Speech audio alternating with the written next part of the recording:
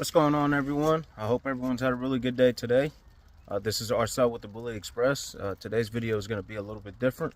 We're going to go see our canine reproduction specialist, and she's going to drop a couple nuggets on a certain topic, and I hope this is beneficial to some of you guys, and stay tuned. Good morning. Hi, my name is Kristen Block. I have been doing canine reproduction for the past 30 years. I went to Washington University in St. Louis, and I also worked in reproduction at Wake Forest University and worked on a research project. I have been doing transcervical insemination since 1994, as well as freezing semen. I know that back in the 90s, transcervical was sort of a new thing. It is no longer that way.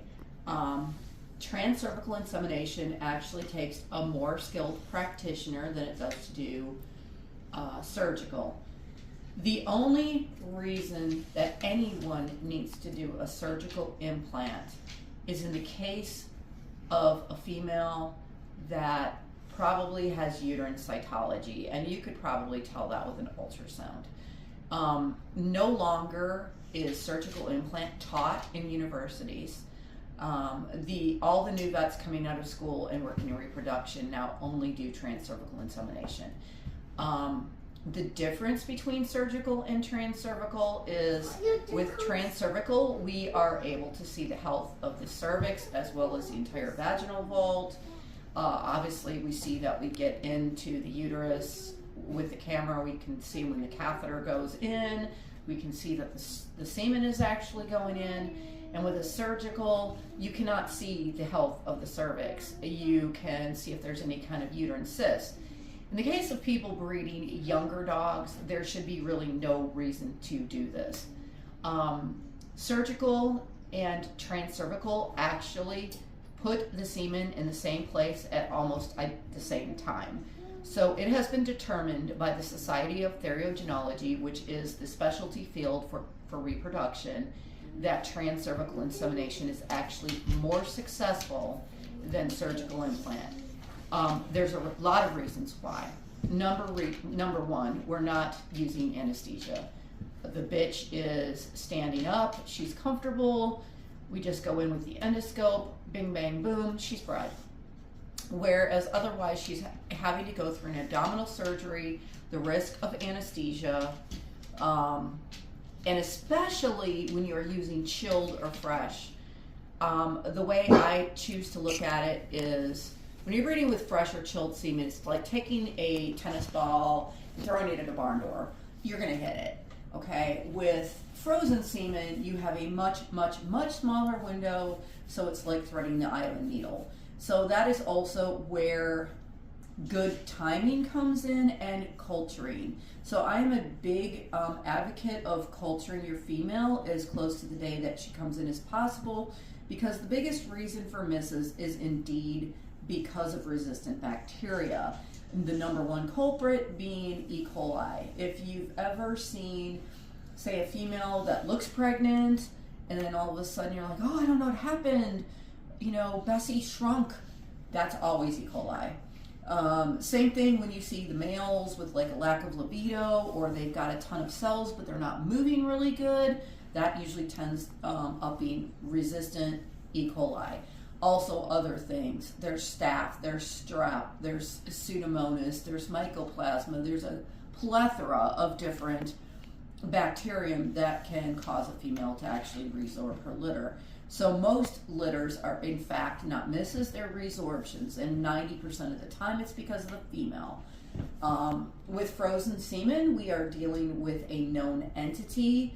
So if it's a reputable person that froze that semen, we know exactly how many cells are living, what the post-thaw motility is, and with good timing, usually, results in a healthy litter. I myself, never breed my own dogs naturally. I only do transcervicals.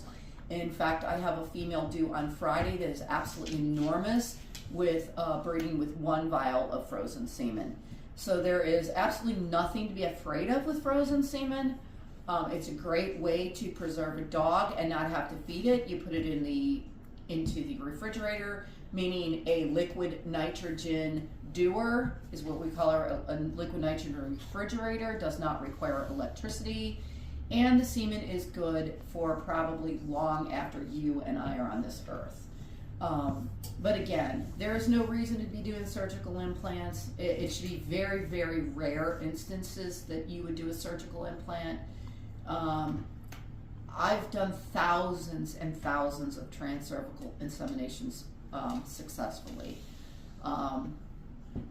And that's my, I did it out of necessity in the 90s. It was a new thing. The equipment is expensive.